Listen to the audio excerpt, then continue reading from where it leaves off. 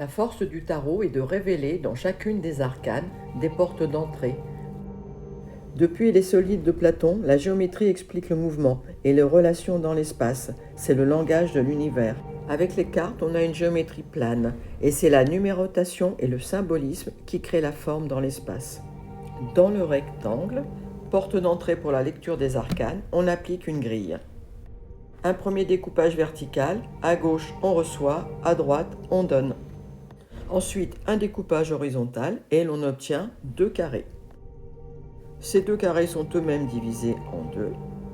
On a ainsi découpé notre rectangle en 8 espaces. 3 domaines se dessinent, celui de l'homme, celui de la terre et de son ancrage, celui du ciel et de ses aspirations. Les représentations et la place qu'elles occupent font sens.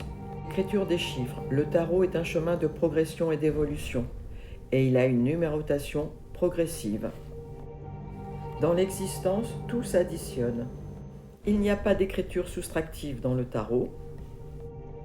Les expériences, les apprentissages, les rencontres et même les difficultés sont des possibilités de grandir et d'évoluer. Et donc, cela s'additionne. Ce détail est néanmoins une clé pour la compréhension du tarot. Il décrit un processus d'avancée et de croissance, degré après degré. Le tarot est un tout, et de manière fractale, chaque partie, chaque détail est relié à la globalité. L'analyse d'un détail, d'un aspect, nous ramène au tout et à sa dynamique propre. Et c'est ainsi que la proposition de lecture est si bien adaptée à chacun.